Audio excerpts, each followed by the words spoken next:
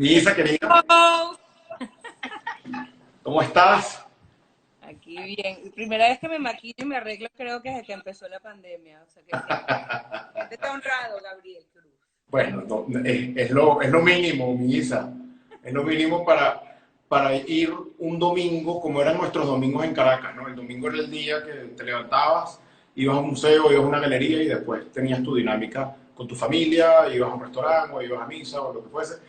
La idea es que estos domingos que no podemos salir, bueno, tengamos una dinámica similar, que la gente pueda Ay, Dios mío. caerse, como te acabas de caer tú, o que la gente pueda Se nota que más visitar, normalmente, ¿verdad? Sí. que pueda conseguirse con personas que, bueno, que están en el mundo del arte y que puedan conversar, hacerle preguntas, bueno, todo lo que vamos a hablar hoy. Tenemos a Isabela Villanueva. Isa Villanueva es una curadora venezolana, amiga, nieta de Carlos Raúl Villanueva, y ahí comienza un poco nuestra afinidad como nietos de personalidades, ¿no? De personas que modificaron algo en Venezuela y en el mundo. Y aunque tú no conociste a tu abuelo por tu temprana edad, por tu corta edad, me gustaría que igual nos comentaras un poquito sobre tu abuelo, ¿no? Y cómo, qué se dice en tu familia, cómo era tu abuelo, cómo fue eso de tener a un abuelo tan conocido y tan respetado, ¿no? Bueno, gracias por la invitación, querido Gabo. Y bueno, sí, primero vamos a empezar felicitando a todas las madres, empezando por la tuya, bueno, la mía y la tuya, y bueno, todas las. Y hablando de mi abuelo, sí, la verdad es que, de tú, qué privilegio y qué orgullo haber sido nieta de Raúl Villanueva. Lamentablemente yo no tuve el privilegio de conocer a mi abuelo porque se murió antes que yo naciera, en el año 75, pero sí tuve bueno, yo me crié en Venezuela, claramente, y siempre era como que una referencia, o, ¿sabes? Digo que se mueva, pero algo del arquitecto, ¿sabes? Siempre era así como que una causa de orgullo enorme, y bueno, ir a visitar la ciudad universitaria, o la Galería de Arte Nacional, o el Museo de Soto en Ciudad Bolívar, sobre todo recientemente, cuando en el año 2000 pasa a ser patrimonio de UNESCO en la Universidad Central.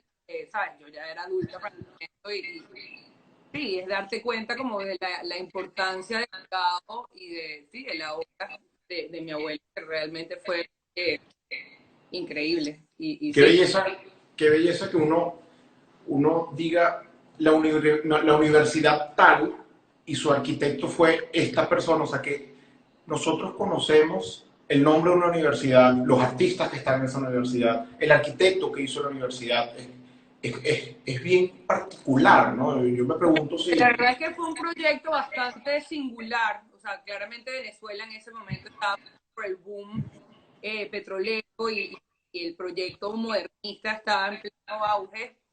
Entonces se da la posibilidad, que creo que es algo único a nivel mundial, de hacer un proyecto a esa escala, porque claramente hay otras universidades muy grandes. La Universidad de México también tiene algunas, o sea, pero la particularidad de la Universidad Central es que, o sea, bueno, sobre todo es el proyecto de las ciencias y las artes. Y es que mi abuelo logra durante, bueno, es la gran obra de su vida, y pasó muchísimo tiempo. Claro, muchísimos gobiernos pasaron, dictaduras, no dictaduras, eh, pero para realizar o sea, el magno proyecto como tal, que es la Universidad Central. Y como mi abuelo se había criado en Europa, de hecho él estudió arquitectura en la Escuela de Bellas Artes en Francia, en París. Él siempre tuvo contacto todavía con Europa y con arquitectos del mundo artístico allá. Entonces logra estar en contacto e invitar a artistas como Henry Lawrence, Art, claramente Calder, que hizo Las Nubes, que es una de las más grandes, bueno, de las joyas, digamos, en la ciudad universitaria, el aula magna.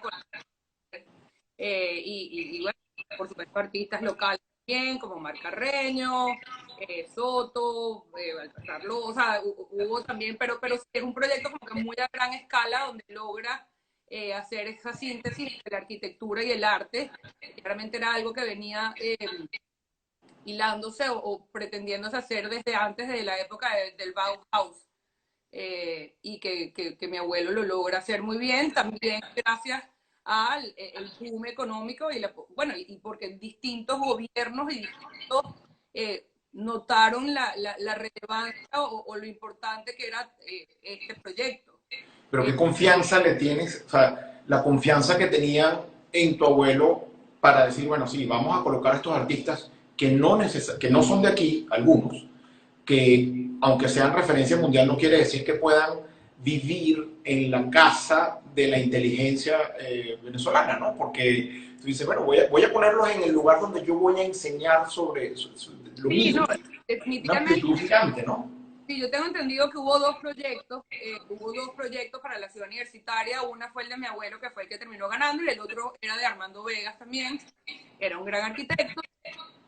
Pero creo que de las cosas más interesantes del proyecto de mi abuelo es eso de la mezcla como que de lo global, ¿sabes? Hablando de los artistas globales, ¿sabes? Europeos, latinoamericanos, o sea, estaba, por ejemplo, de Wilfredo Lam, que era chino-cubano, pero vivía en Francia, un estadounidense como Calder, o sea, sí, Arp, o sea, de todos lados, como talento local venezolano, que también era muy importante, como que incluirlos también en este proyecto. Y fue como Una, una gran medida de confianza y definitivamente una visión a futuro increíble. Me recuerdo que aquí se hizo una exposición en Panamá, en el Museo del Canal, una exposición sobre, bueno, el arte geométrico, y el año pasado, y había una maqueta de la obra de Vasarely, que está en la ciudad universitaria, y estaba la correspondencia, y era una correspondencia que tenía tu abuelo con Vasarely hablando sobre la posibilidad de hacer esto, y hablando de la escala, o sea, no fue simplemente teníamos un país con muchísimo dinero y tú consigues los mejores y colócame esto aquí, sino que hubo una relación súper, súper estrecha con los artistas para que hicieran parte de esta locura, Y ¿no?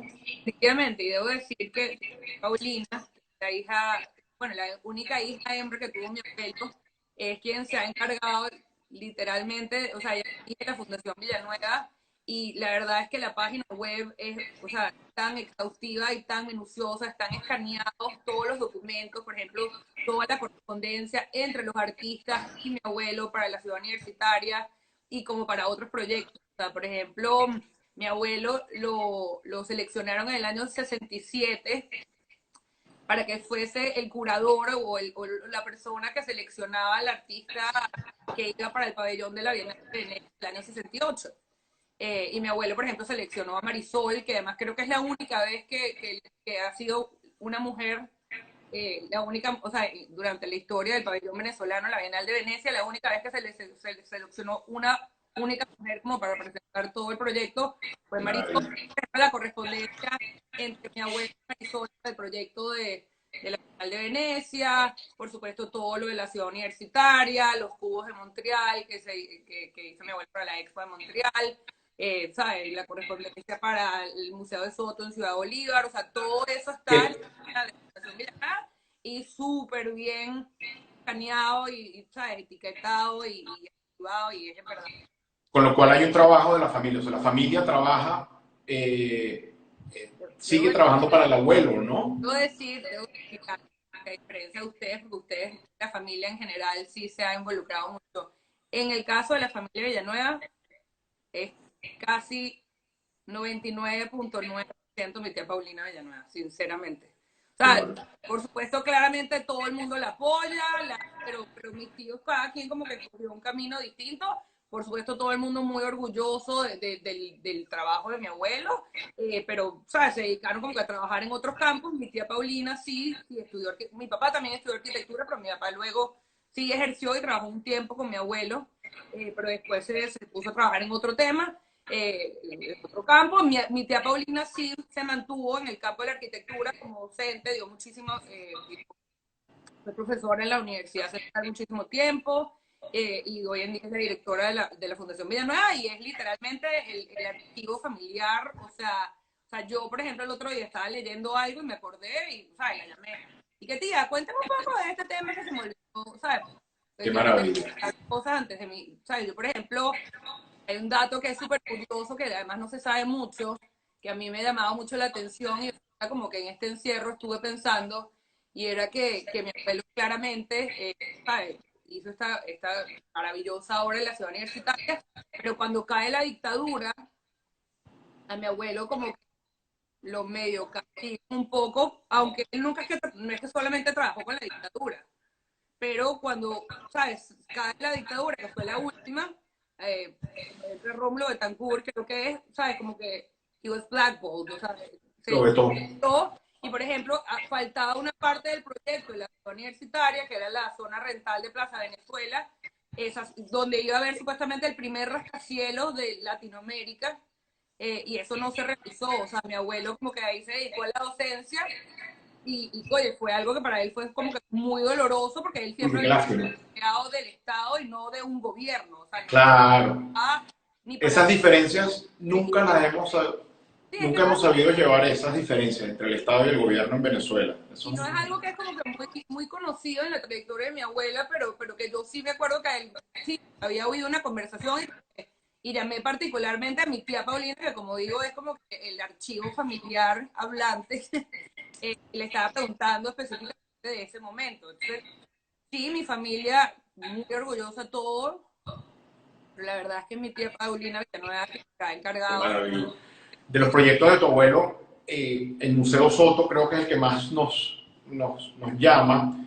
Eh, es un lugar, para mí, está en el top 5 de los museos del mundo, de los lugares que más me ha gustado visitar, porque para los que no han estado, es un museo que se hizo en 1970 y ahí alberga la colección de Soto. O sea, hay unas obras de Soto, pero está la colección de lo que él intercambió con los artistas de su época. Entonces, por ejemplo, me recuerdo que había que un boceto de Malevich, o había una obra metálica de Fontana, o sea, unas cosas que tú dices, epa, es el Sí, principio y la de verdad es esa época, ¿no? que es muy interesante porque ya mi abuelo, bueno, mi abuelo y Soto, o sea, los dos habían llegado a una etapa de madurez y una trayectoria, o sea, ya habían tenido como una historia en su vida que ya ambos sí, desde una etapa de mayor madurez, como que se dedican a este proyecto del museo,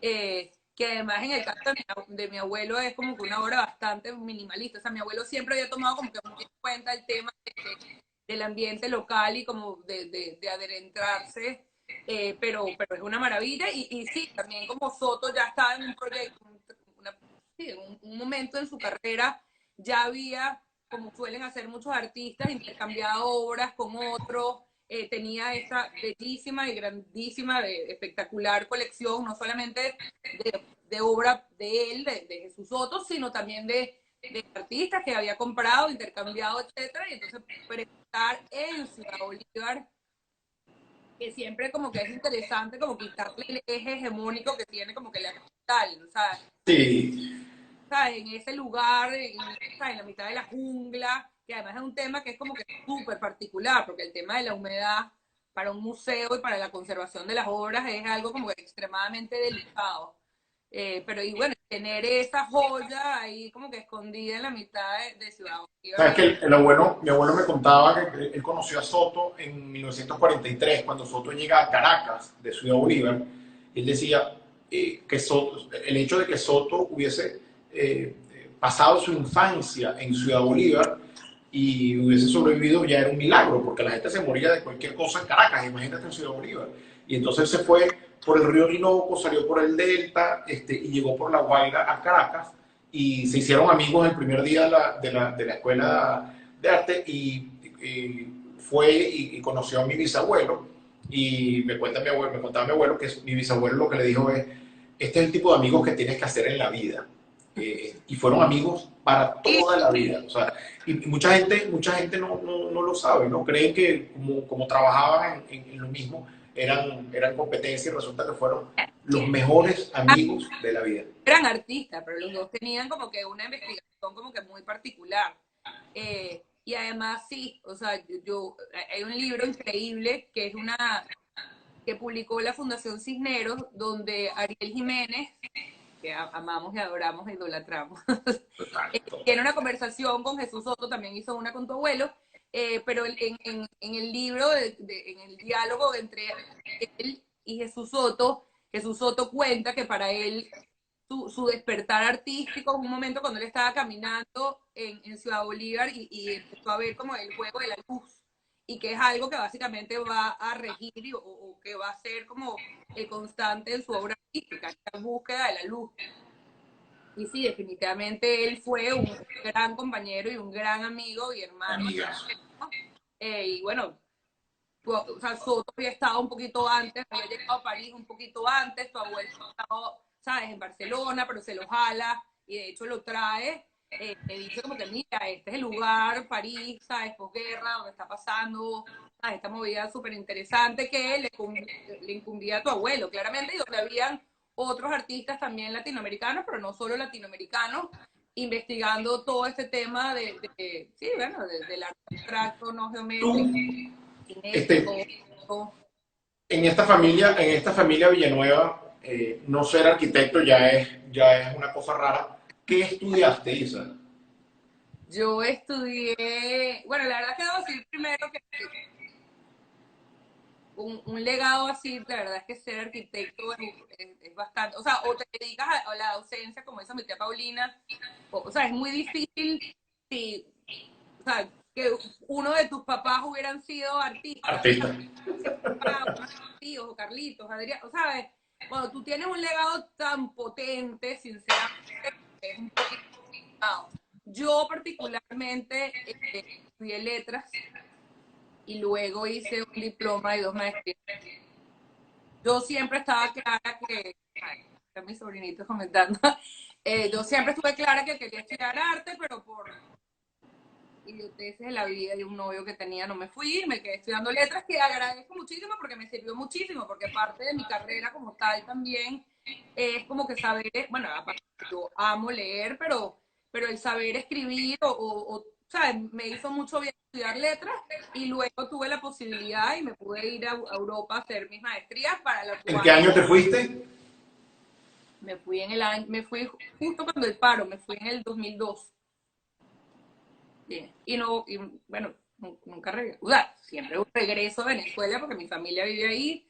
Y ¿Y yo, qué estudiaste ahí? O sea, ¿de qué iba? O sea, ¿qué es esto de ser curador? O sea, bueno, ¿cómo le explicamos a alguien? Porque vamos a los que se están conectando ahorita, estamos en una dinámica con Isabela Villanueva, esto es un Open Sunday Live, la idea es invitar a la gente a la galería en el marco de nuestros 10 años en Panamá, y la idea es que, bueno, que los domingos tú te consigas, como nos conseguimos hace 2 semanas al maestro Barrios, la semana pasada a Donaldo, que te consigas a un curador en la galería y puedas conversar y puedas preguntarle este tipo de cosas, ¿no? ¿Qué es un curador? ¿O bueno, qué querías tú ser yo, cuando estudiaste eso? ojo, yo no estudié curaduría, yo soy historiadora de arte, bueno, licenciada en letras y después hice 2 maestrías y diploma en historia del arte. Digamos que yo soy historiadora de arte, pero me dediqué luego a la curaduría. Yo trabajé, bueno, la curaduría como tal es básicamente, yo digo que es como hacen los editores con los escritores, es básicamente la selección de obras de arte para una exhibición. Puede ser, digamos, una retrospectiva de un artista donde es más simple y mentira, puedes estudiar toda la trayectoria, todas las series que ha producido el artista y luego como que seleccionar las obras que han sido claves que están muy bien como que en investigación particular, o puede ser, digamos, una curaduría temática donde estás, imagínate tú, reuniendo artistas que trabajan el tema de la violencia y la política contemporánea, o puede ser también como, bueno, sí, digamos como que una exhibición que reúne artistas latinoamericanos que hablan o investigan el legado de la modernidad fascista. O sea, no sé, o sea, tú tienes un tema y luego tienes que estudiar como que todos los artistas que caen en ese tema y luego hacer la selección de las obras que se van a incluir en esa Y exhibición. eliges las obras, eliges los artistas, eliges la posición de las obras, en el Sí, espacio. primero sí, entonces, digamos que, bueno, voy a poner un ejemplo como que muy particular que creo que, bueno, yo, por ejemplo, trabajé en la exposición de Cruz 10 Informed by Color en la American Society, que fue la primera exposición de Cruz 10 que se hace aquí en Estados Unidos. Entonces, claramente, tenemos un artista, que en este caso era el maestro Carlos Cruz 10, empiezas a estudiar como que toda la obra y empiezas a decir como que, mira, vamos a tener una parte de archivo donde vamos a incluir, ¿sabes? Este material, es importante tener el primer color aditivo, es importante tener la primera fisicromía, vamos a hacer el espacio para tener una cromosaturación, se va haciendo la selección de obra y sí, depende. Mi experiencia profesional personalmente, eh, tú planeas la distribución de las obras en el espacio, pero hasta que tú no estás ahí, o sea, eso cambia. Eso cambia, o sea, tú planeas claramente con la noción de que este es el espacio, estas son las paredes, o este es el espacio lineal que tienes para mostrar esta cantidad de obras, pero depende mucho, sinceramente, bueno, sí, y generalmente uno trata de generar un diálogo entre una obra y otra, pero sí, uno lo Me planea. contaba Mari Carmen Ramírez, que es también una eminencia Sí, claro. eh, con quien hicimos la retrospectiva de Houston, y ella me decía que precisamente uno de los roles del curador era generar historias para que cuando la gente entrara a una exposición leyera a través de las obras que ya existían, que leyera una nueva historia, una nueva manera de contar un momento. Entonces decía, en la posición clave de las obras, o sea, había una obra que te hacía entrar a una sala, otra que te hacía salir de la sala para que No, llevaras y un eso, y generar recorrido. perspectivas o generar, ¿sabes? Diálogos entre esta pieza y esta otra. Sí, definitivamente uno va jugando, o sea, existe también el trabajo de lo que se llama museógrafo, donde sí, se contrata, digamos, como que a un arquitecto o a un diseñador, pero yo personalmente siempre he trabajado yo misma como que distribuyendo las obras, pero sí, y la verdad es que es un juego súper interesante en el espacio y hay veces que uno genera como que algunos, sí, unas conversaciones entre unas piezas y uno piensa que como que es algo como que muy personal, pero la gente se da cuenta, pues, y dice como, ah, Y, ya. a ver, muchas veces se hacen exposiciones de artistas que ya no están, pero cuando hacen exposiciones con artistas jóvenes, que conoces al artista, conoces su obra, ¿qué pasa con la relación? O sea, ¿cómo gerencias la relación con los artistas? Porque básicamente tú estás guindando a un artista aquí y estás guindando al otro artista al lado y ellos sienten que, bueno, no, es que yo no quiero estar ahí guindado, yo quiero estar en otro lugar. ¿Cómo Siempre, llevas eso? eso siempre es como que súper delicado y la verdad es que depende. Hay artistas que son como que bastante mucho más involucrados y que tienen como una noción del espacio súper, ¿sabes? Exacta. Pero sí, sí, hay veces que también es un tema de egos y que, ¿sabes? Que tienes que... O sea, yo, por ejemplo, tuve el privilegio de trabajar en la 30ª Bienal de Sao Paulo y digamos que es el proyecto más grande en el que he trabajado, que es una cuestión inmensa. Y Que sí, para hacer un contexto de la Bienal de Sao Paulo y después volvemos a la del abuelo para tomar las cosas. sí, La Bienal de Sao Paulo fueron 660.000 visitantes, hubo 3.796 obras, 111 artistas, 31 países. O sea, eso no se hacía desde el 67, donde había tantas obras. Cuéntanos de la Bienal de Sao Paulo, cuéntanos cómo llegas ahí y cuéntanos cómo lidias con 111 artistas o su legado.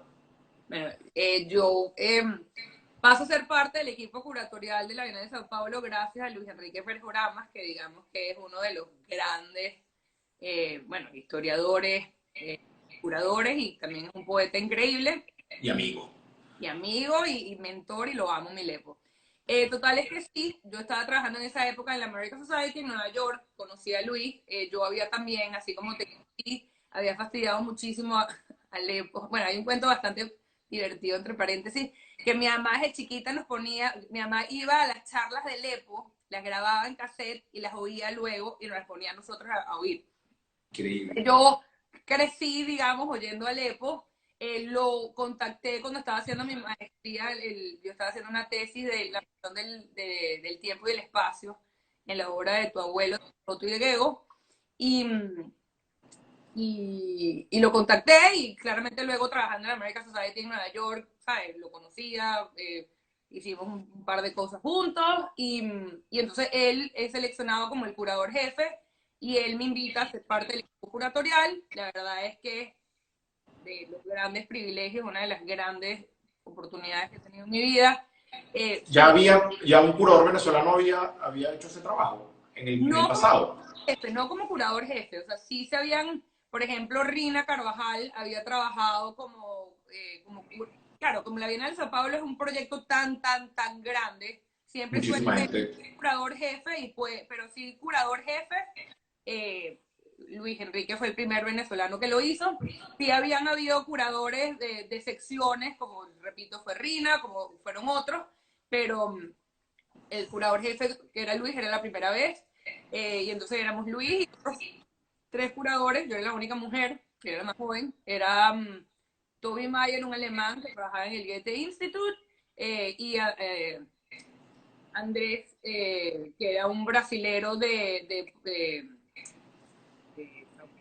no, de Porto Alegre, él es gaúcho, y entonces nos dividimos entre nosotros claramente cada cada curador tenía como que entre 30 o 40 artistas. Claramente los pesos pesados o los más complicados los llevaba Lepo, pero claramente Lepo estaba como que al tanto De ¿sabes? todo.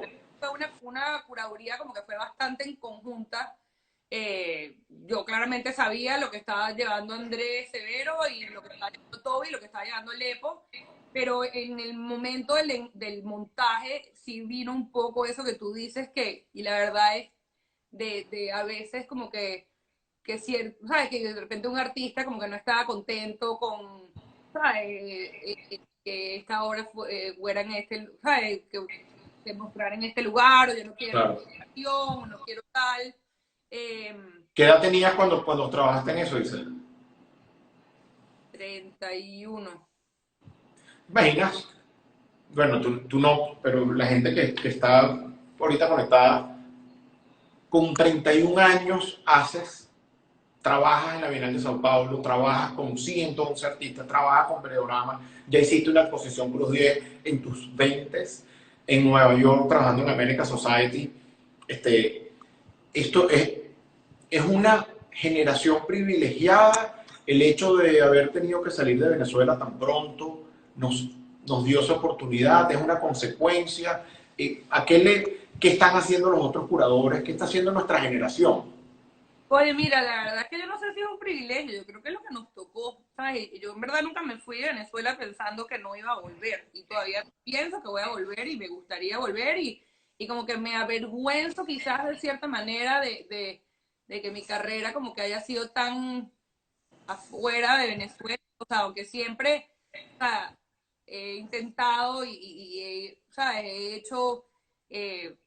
la labor de incluir siempre, si estoy haciendo un group show, incluir un venezolano, si tiene que ver con el tema. O sea, intento mucho como que, sobre todo porque el arte contemporáneo venezolano sufrió mucho con este tema de claramente, o sea, Cuéntame qué pasa en Venezuela, porque yo ya, también me fui en el 2002. te has lanzado como 5 preguntas, déjame ir por partes, Gabriel. Es que Pero ¿qué pasa allá? sí, no, entonces mira, lo que pasa es que entonces en mi generación sí hay otros curadores, o sea, claramente muchos no fuimos, eh, pero siempre hemos estado como bastante ligados, o en la mayoría sí estamos como que bastante conectados y con el interés de mostrar de lo que están haciendo los artistas venezolanos, que claramente hay un temita ahí, porque por supuesto todos los otros países tienen plataformas para exhibir o para enseñar el arte contemporáneo, ¿sabes? Tienen becas, tienen aplicaciones, y en Venezuela eso hace 20 años básicamente no existe. Entonces sí creo que es la labor como que de los curadores que estamos afuera, y la verdad es que en Venezuela o sea, hay unos curadores increíbles, o sea, bueno, ya hablé de Lepo, Gabriela Rangel, con la que yo trabajé en la American Society, también es una mujer, o sea, De otro nivel. Gabriela Rangel es otro nivel de inteligencia. oye, por ejemplo, Cecilia Fajardo Gil, que también es, o sea, una persona admirable y que hizo la exhibición increíble de artistas, de mujeres latinoamericanas, que se enseñó en el LACMA hace poco, que es increíble. Está, por ejemplo, Rita Carvajal, está Julieta González, que fue la directora del Jumex. La verdad es que sí, hay muchísimos curadores venezolanos. De mi generación, por ejemplo, está Rolando Carmona, que está en París, que está haciendo también todos los días en Instagram un live donde está hablando del arte queer en Venezuela. Sí, sí, sí hay, la verdad es que eh, sí hay, y bueno, nos tocó mucho para trabajar en esto, lamentablemente irnos. Siempre estamos, bueno, yo por ejemplo estoy siempre muy conectada a mi país, a mi familia y a lo que está pasando ahí. Ajá, ¿cuál era la otra pregunta que me había? ¿Crees? Pero tú, o sea, sí estás trabajando con Venezuela, desde siempre estás trabajando con Venezuela, eh, y, pero hay una parte que es porque no estamos allá y otra parte es porque hay unas cosas interesantes sucediendo. A mí me pasa igual, yo siento que después de 18 años que me fui, siempre trato de hacer algo por Sí. Venezuela, pero es muy complicado porque finalmente no sé qué está sucediendo. O sea, ¿cómo es tu lectura de lo que está sucediendo allá a nivel Bueno, artístico? lo que pasa es que con el tema del arte, bueno, uno de los temas de las temáticas es que todo el mundo está esparcido en un lugar distinto. Mucha gente, la gente que tuvo la posibilidad, se fue. Entonces, sí, o sea, yo por ejemplo tengo el privilegio y gracias a Dios puedo viajar con bastante frecuencia, bueno, podía, cuando se podía viajar libremente. Pero sí, o sea, por ejemplo, uno de los grandes artistas contemporáneos venezolanos es Arturo Herrera, que es una leyenda, un tipo increíble, pero vive en Berlín. Por ejemplo, Javier Telle, uno de los grandes videoartistas, Dios mío, una eminencia, un hombre extremadamente inteligente, está en Nueva York. Bueno, no sé, Juan José Lavarriga está en Buenos Aires, Juan Araujo está en Portugal.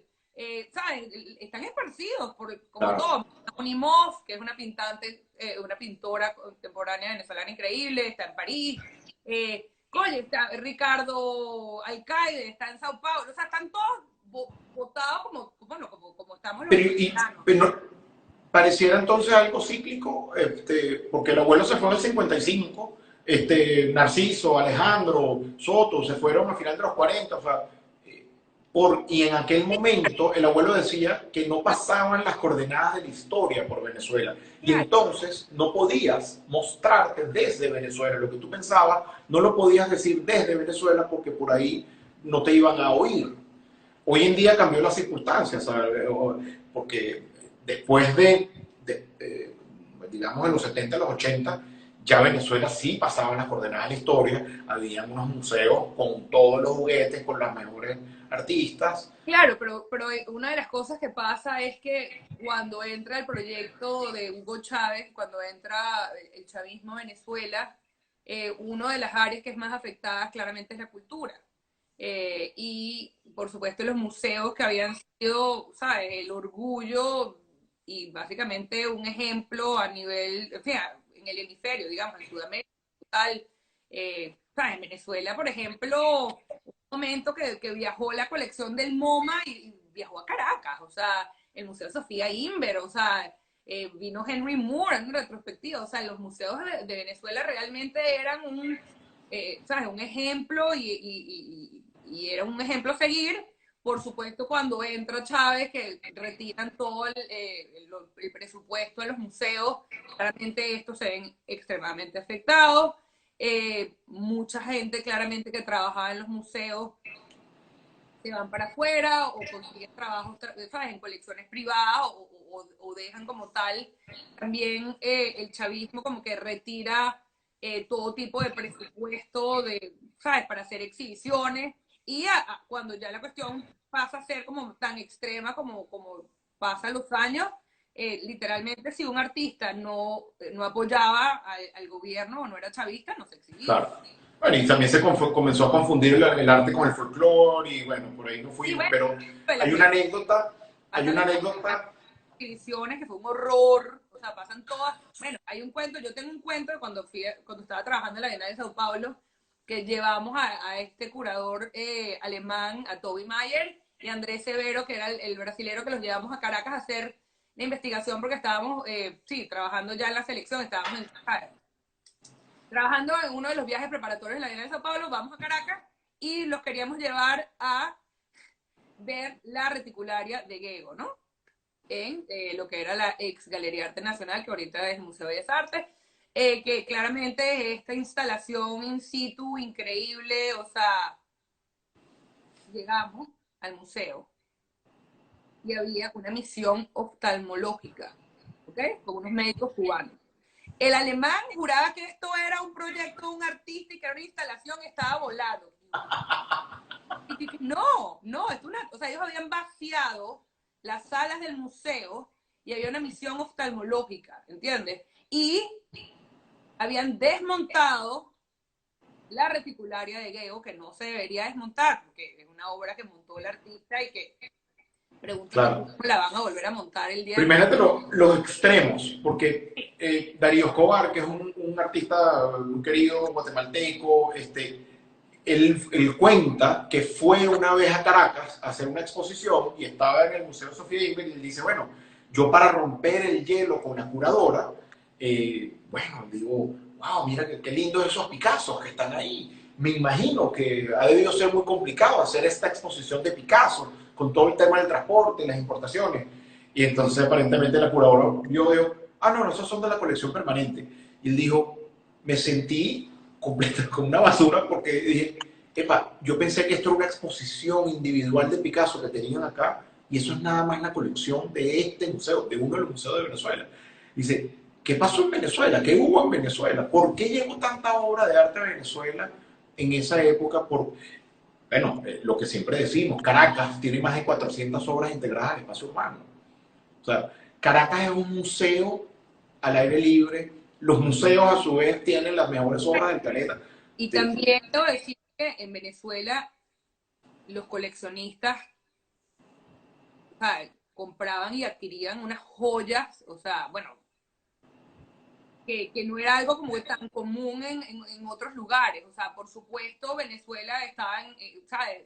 En la utopía modernista, viene el boom petrolero, existe, ¿sabes? Presupuesto para mandar a tu abuelo a hacer como obras públicas, incluir obras de otros artistas, o sea, en el metro, en el Guri, en donde tú quieras, en el aeropuerto, los murales, o sea, eso ya venía también de antes, de cuando mi abuelo, pero claramente hay un presupuesto para poder como que presentar y los museos también empiezan, claramente, Sofía Inver era una mujer extraordinaria, pero claro, con el presupuesto que le dan, puede comprar estas joyas increíbles. Claro. eh, y sí, y también los coleccionistas. Debo decir que en Venezuela hay una tradición de coleccionismo muy fuerte y que es algo que no es común. O sea, tú vas hoy en día a una feria y persiguen, o sea, a los coleccionistas venezolanos porque sí, o sea, porque tienen una visión y sí, esa trayectoria y esa posibilidad oye, inclusive de ayudar. O sea, hay un coleccionista, no sé si lo pudiera mencionar porque no sé si esto es público, pero hay un coleccionista venezolano a quien yo le tengo muchísima estima y él tiene, quizá, vive en Venezuela, eh, su esposa es artista y ya quizás estoy lanzando un tip. Sí, no diga más, no diga más.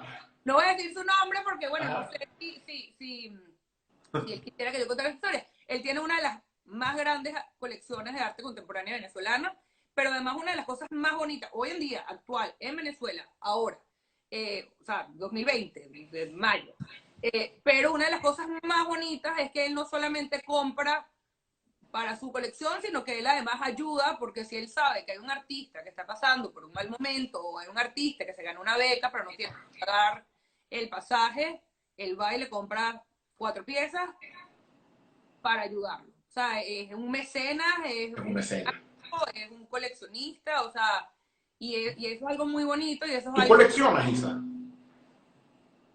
Eh, no, la palabra coleccionar es como particular. Yo sí tengo, yo sí, o sea, trato de que un porcentaje de lo que yo gano en mi trabajo lo invierto, lo uso para comprar. O sea, además me parece, o sea, bueno, claramente yo soy muy apasionada por el arte, pero, pero sí compro, digamos, Pero así.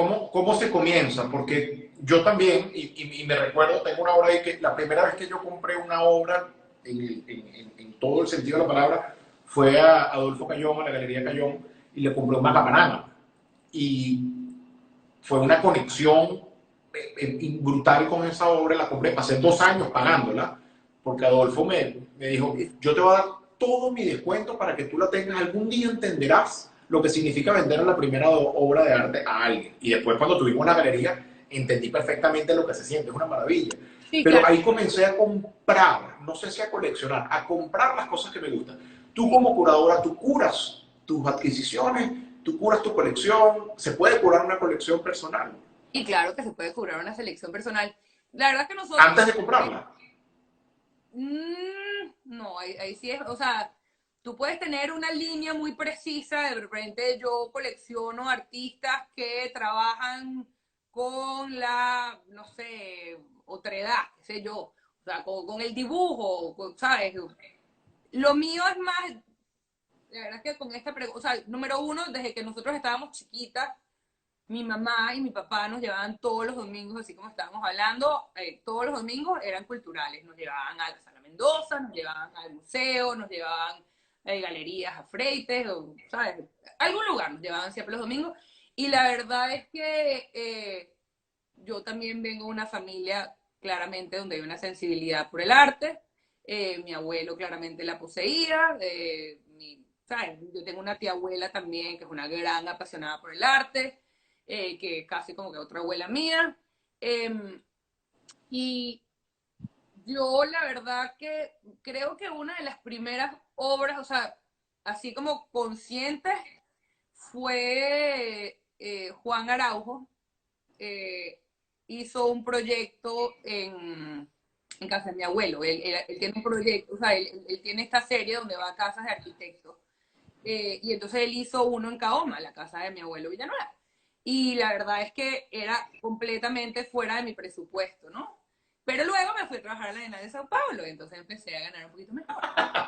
Y me dieron como que un bono y como que usé como que eso en parte como para un down payment a la obra y, ¿sabes? Tuve que jalarle a la galería tal cual, como que mira, y pagarlo por partes porque la verdad es, y lo amo, o sea, es uno, lo tengo enfrente en mi cama, veo, o sea, es la silla del diablo además que es Calder. Le dijo a mi abuelo, cuando mi abuelo le estaba contando el proyecto de la ciudad universitaria, que quería poder hacer un proyecto tan grande, tan extenso, que era como que demasiado complicado, con un país, ¿sabes?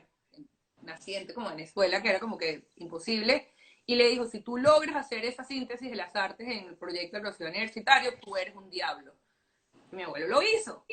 Y entonces Oh, qué Calder maravilla. le regaló a mi abuelo una escultura que se llama La Silla del Diablo, porque mi abuelo, él lo llamó el diablo porque hizo lo que era imposible con la síntesis de las artes.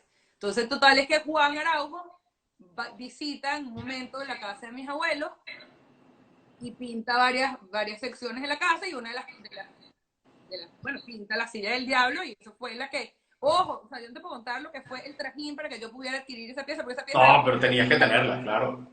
aparte que la tenía que tener, además esa obra ya la había comprado un coleccionista.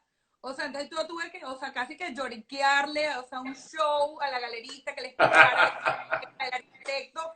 Y la verdad es que me la cedieron y se la cambiaron por otra también de otro arquitecto de Vilanova Artigas que había hecho Juan Araujo. Pero, o sea, fue así como, o sea, una vaina cuesta arriba, pero lo logré, pues logré y lo tengo. Y sí intento como que apoyar mucho el arte contemporáneo venezolano, claramente. Trabajo con artistas, ¿sabes? Son amigos míos muchos. Me encantaría poseer mucho más de lo que tengo. Pero bueno, me queda tiempo, espero, y posibilidades Y de... asesoras a personas para que coleccionen. Sí, sí, a veces, sí. O sea, no es... Porque Ah, ¿no? Claro, porque es que nosotros lo vemos desde la galería y nosotros en la galería también coleccionamos. Nosotros compramos obras para nuestra colección, que compramos obras para vender, porque precisamente esto de coleccionar te lleva a un mundo no solamente económico, que es parte de las justificaciones del coleccionismo, que bueno, que es una gran inversión, que siempre te dicen que lo peor que te puede pasar con una obra de arte es venderla al mismo precio, porque siempre vale más. Te dicen que es el único bien usado que vale más que un bien nuevo. O sea, tú compras un carro usado, es más barato que un carro nuevo. En el arte, una obra usada, digamos, es más cara que una nueva, porque ha pasado el tiempo.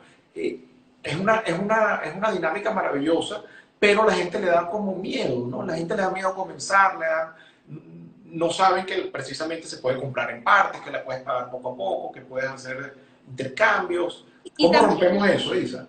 también hay un tema que creo que, o sea, por ejemplo, yo, por supuesto, haciendo lo que hago, siempre como que amigos míos de mi vida, etcétera, me escriben que si, mira, entonces tengo este dinero, ¿será que me compro tal o tal? O sea, lo primero que yo siempre le digo a todo el mundo es que tú tienes que tener muy claro si tú vas a querer una obra porque quieres, ¿sabes? Disfrutarla en tu casa y te va a dar placer verla todos los días y te la vas a quedar viendo y wow, qué maravilla. O si tú estás, porque lamentablemente hoy en día existe una realidad muy grande que es el tema de la gente compra como inversión. Y ese es otro tema completamente distinto, porque tú tienes otras expectativas y tienes como que otros ángulos y sí, es distinto. O sea, si tú estás comprando porque quieres tener una obra de arte todos los días en tu comedor, cuando desayunas, cuando cenas, cuando almuerzas, la ves y dices, coño, qué belleza de foto, o de escultura, o de pintura, o de instalación, es distinto. A que si estás comprando porque pretendes que en 5 años, yo tengo Va como, doble. yo soy muy apasionada en ese tema de comprar como inversión, me parece como que, ojo, lo respeto, pero me parece, o sea, yo una vez tuve una conversación con un curador amigo mío, con un curador no, con un coleccionista amigo mío, que me cuenta que yo hay un artista, un pintor americano que yo me encanta su trabajo, que se llama John Sawyer, y él pinta muy pocos cuadros al año. Y entonces este coleccionista me dice, ¿sabes que yo tengo un John Surrey? Wow, John Surrey, imagínate tú, qué belleza. ¿Y cuál, sabes, de qué, sabes? Porque él pinta como campos de color y de que más o menos cómo es verde, no sé qué. Y yo, wow, del que son de grandes formatos, ¿cómo? Entonces digo, mira, la verdad es que no sé qué formato es. Y digo, como que, tú que no sabes. Pero me dijo, bueno, no, la verdad es que yo lo compré y lo tengo en un storage desde que lo compré. Y le dije como que, ya va, espérate. O sea, tú tienes, ¿hace cuánto compraste tú eso? Hace como 3 años. Tú tienes hace 3 años un cuadro y nunca te Y lo... nunca lo has visto. O sea, nunca abriste el crate para verlo. Y tú no mereces tener eso. O sea, distinto, pues. O sea, yo creo que cuando tú eres un apasionado, o sea, por eso te digo, la gente que compra conversión es como que otra bestia y es otro tema completamente distinto. Sí, a nosotros nos pasa que lo tenemos que comprar como inversión para la galería, pero es horrible porque cuando compramos lo que nos gusta para revenderlo, no lo revendemos. Entonces, el negocio no funciona porque no tenemos que vender. Sí, no, no, claro, pero por supuesto, o sea, yo creo que siempre, tienes que comprar algo que a ti te va a dar placer verlo y todos los días disfrutarlo en tu casa. Luego sí, por supuesto, la opción de que, ¿sabes? Negocies con la galería, de que hables que puedes poner un down payment, pagarlos en cuota. Yo soy mucho de la opinión hoy en día, sobre todo la gente joven, que la gente de repente tiene unas ambiciones como que, ay, yo quiero tener una obra de Cruz 10, wow, qué maravilla, pero tienes que tener otro presupuesto, a menos que te vayas a comprar una obra gráfica, que es un múltiple, una obra en serie, pero también existe la posibilidad hoy en día de apoyar a los artistas jóvenes. Claro. Entonces, o con esa cantidad de dinero te compras una obra única de un artista joven o te compras un múltiple de un artista establecido. Es una decisión que tú tienes. Pues. Mira, me siento como en el Conti cuando Remy nos decía, tengo que cerrar, voy a levantar las sillas, se pueden quedar aquí en la barra mientras yo termino de limpiar el barco, que son las 4:30 de la mañana, y se tienen que ir. Por ahí nos están diciendo que tenemos que... Pero, ya vi pero como nosotros no aceptamos censura, la ley nos puso el reloj, yo lo vi con el ojo. como nosotros no aceptamos censura, te quiero preguntar algo más. Cuéntame, cuando viniste a Panamá, ¿cuál fue la lectura que tuviste del taller de la galería? Porque una de las cosas que nos pasa a menudo es que nosotros tratamos de explicar lo que es Articulus, lo que es la galería, lo que hacemos acá, pero es muy difícil explicar en palabras lo que acá hacemos, hacemos. Y creo que me sucedió contigo, cuando te dije, bueno, tenemos un espacio acá que se hace esto, trabajamos para otros artistas.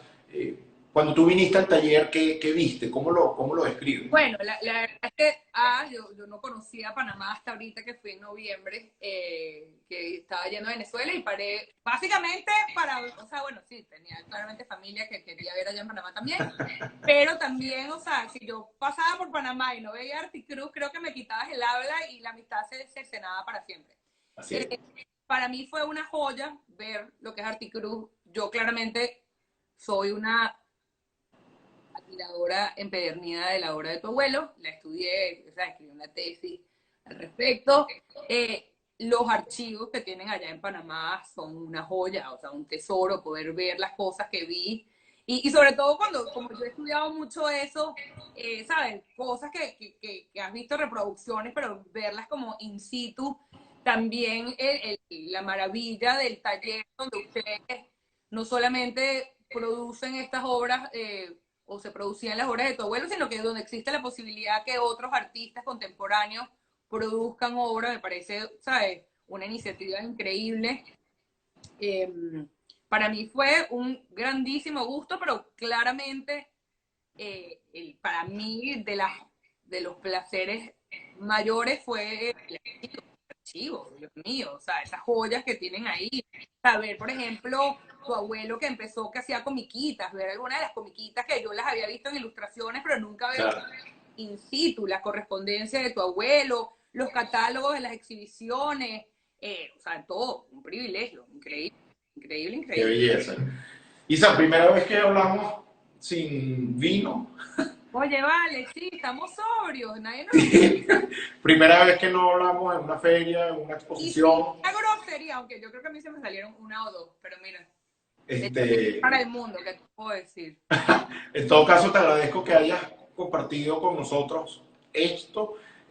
Como dicen algunas personas, hay dos comentarios que me llevo de lo que logro leer acá, que tiene que haber una segunda versión, la haremos con mucho gusto, y para ver si te puedes encargar del Museo Sofía Inver. Dijo que sí, listo, aquí queda entonces ya comprometida Isabela Villanueva, que cuando volvamos a Venezuela te vas a encargar del museo y vamos a ser todos felices. Y bueno, para decirles que esta conversación la podrán ver en YouTube, en el canal de Marion Art Gallery, agradecerles por haberse conectado hoy, agradecerte a ti, Isa, te admiro, te quiero, eres lo que yo quisiera que sea Venezuela, representas todas las cosas que admiro y te agradezco por dejarnos siempre...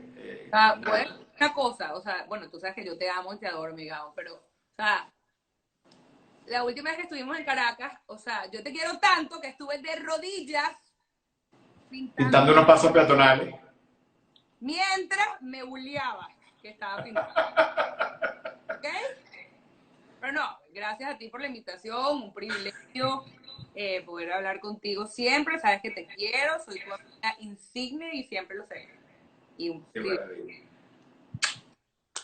Gracias por todo, gracias a la gente que estuvo, que se conectó. Nos vemos el domingo que viene en la galería, celebrando nuestros 10 años y felicidades nuevamente a las madres en su día, sobre todo a la nena Villanueva, que la amo y la adoro y le mando todas las Es que bendiciones. ella es tu fan número uno, mi mamá, y yo, mamá, por favor, dile que seguro tiene un collar esplendoroso puesto. Dile que la quiero, que le deseo la felicidad. Marión, tu hermana, también feliz día. Mis hermanas, bueno, a todas las mamás, felicitaciones en su día. Y nos vemos la semana que viene entonces. Espero que la consientan mucho hoy. Y... Muchísimas gracias por su tiempo. Gracias, mi Isa. Nos vemos la semana que viene por acá mismo.